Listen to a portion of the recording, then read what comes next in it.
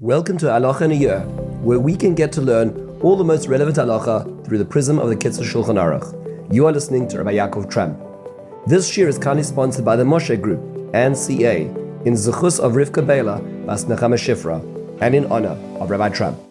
In today's learning, we're going to be looking at the laws of Lashon Hara, evil speech, and revenge. This is Siman Lamed, the 30th chapter in the Kitzur Shulchan Aruch. Our Siman is 9 seifim long, 9 paragraphs long. And we're going to look at two basic concepts. One is Lashon Hara, evil speech, and number two is revenge. That's going to take the last part of what we're learning today. It's worthwhile noting that although we're looking at this in the Kitzur as a summary, remember that books have been written on this topic itself. So most notably, the Chafetz Chaim is a book of the halachas of Lashon Hara. Shmiras Lashon is about the spiritual underpinnings and ideas behind this, the musar related to this. It's worthwhile taking a look, if you have a chance, to look at Rabbi Daniel Feldman's book called False Facts and True Rumors, which is an excellent rendition of the halachas of Lashon Hara as it applies to some of the more common and pervasive aspects of Lashon Hara today's digital society, and with the technology that we have to deal with today. Very excellent book. So just to understand, there's a lot that has to deal with us. It's worthwhile just starting off by the observation made by Rabbi Yirmiyah bar Abba that there's 4 groups that do not receive the presence of HaKadosh Baruch Hu, and of those groups, they are leitzim, those are scoffers, people who are satire. Some people make their entire profession based on this. Chanefim, those are flatterers, shakranim, liars, and mesaprei Lashon Hara, those who tell Lashon Hara. So it's a very serious group of people. It's something living not by the way that Hashem wants us to live our lives, and we're going to look at some of the halachas that relate to this. In the Lashon Hara section, which is the first section, we have 17 questions. This is the predominant amount of our learning today. First question is, am I allowed just to repeat what others did or things that I saw, what I heard about other people, even if it's not negative? So the answer is no. This is called rechilus. This is called a peddler of facts. A rochel is a peddler, a person who peddles facts. That's how they operate, a gossip. That is not allowed. What happens if it isn't negative? So I'm not saying anything new. I'm just saying what happened. This is still called rechilus. What is not meant to spend one's life talking about other people. What happened? Why is it so bad? So the Torah tells us, Lo yiselech rachil al mecha, lo yisamo et adam re'echa.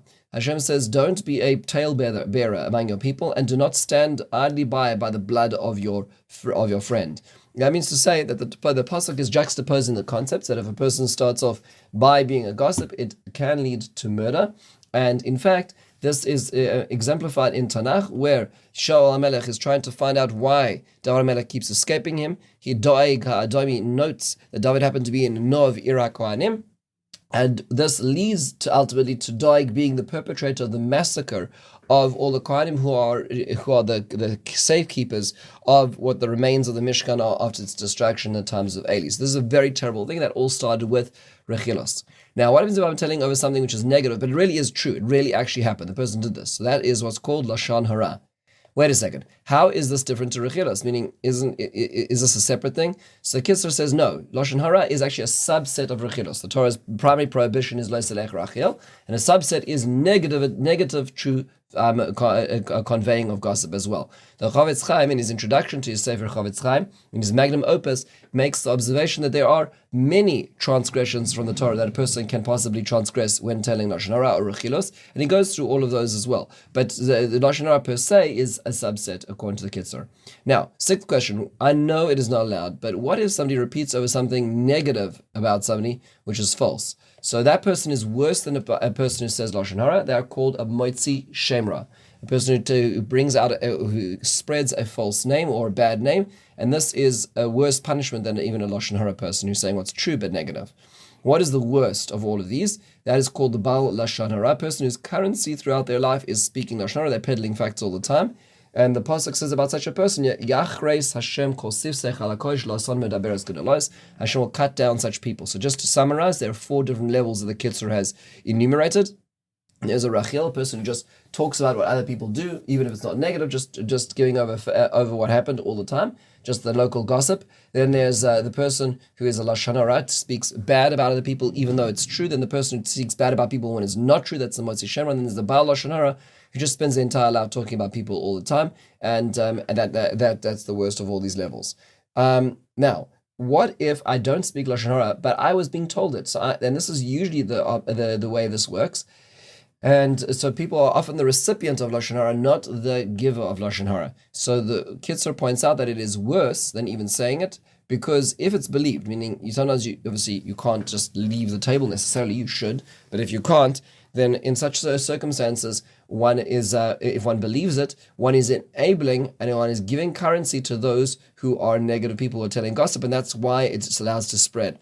Just as an example, when Napster was one of the original sites that was distributing digital songs in the digital form on when the internet was just coming up, it was done generally illegally, and people used it. The reason why it stayed in business until it was sued and brought down by the media companies was because millions and millions of people thought it doesn't really matter if I just download a little song, and it doesn't really matter. It's only digital. It's only just I don't have to get the CD, the VHS, the record, whatever the tape that I could have had it on. It's all right. And millions of people thought that their little actions didn't matter, and it did.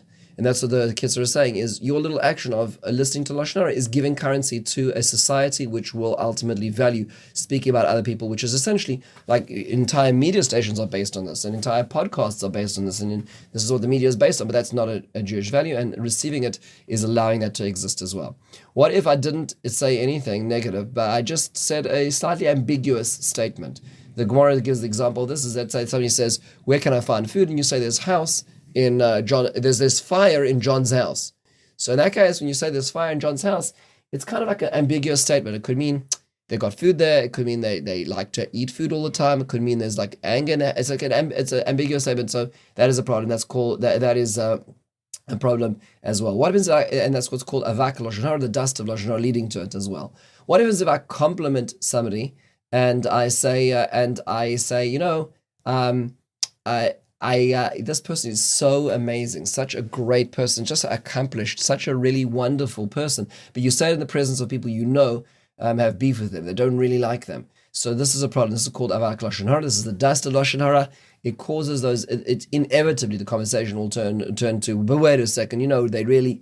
And then you've undermined everything. The Mishnah, the pasuk in Mishnah tells us, "Mevarech re'ehu b'kol gadol," person who blesses his friend in a loud voice. B'boker hashkem klala techoshev lo. In the morning, it's going to ultimately turn into a curse to them. What happens if I avoid talking about somebody? I'm like, oh well, let me talk about John. I really shouldn't speak about John right now. So in that case, if you do it in an explicit way, then it obviously means that there's something negative, and it will pique the interest of others. That's also avak Lashon Hara as well. What happens if it's a joke? So the truth is that many a true thing said in jest. It's Shakespeare, and it's true because we've often been the brunt of jokes, and we realize that they aren't so much of a joke. They're actually intended to needle, and that is also called Lashon Hara as well. What if I just wasn't aware that it was negative? So obviously one can claim innocence, but in many cases, if a person really thinks about what they're doing, they do know.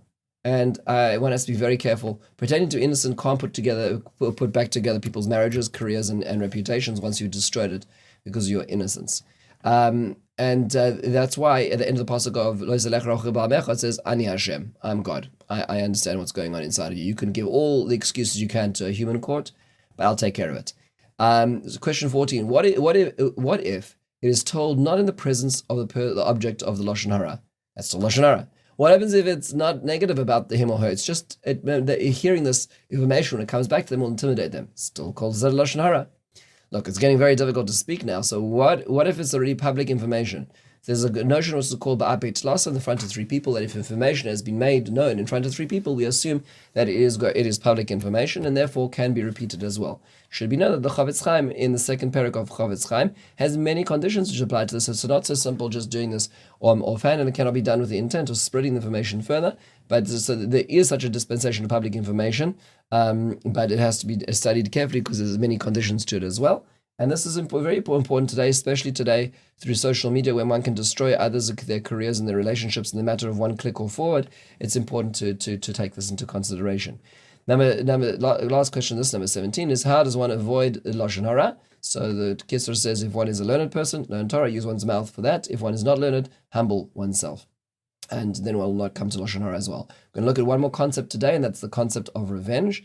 And we're going to look at this through the prism of three basic questions. The Torah tells us that you are not allowed to take revenge or bear a grudge against the people of your nation. So a few basic questions in trying to appreciate and understand this. Number one is, what is the difference between revenge and bearing a grudge? This is one of the most famous Rashis in the Torah, which is quoting the Gemara in Yoma, which describes that revenge is where a person comes over to you and says, can I borrow your axe? You ask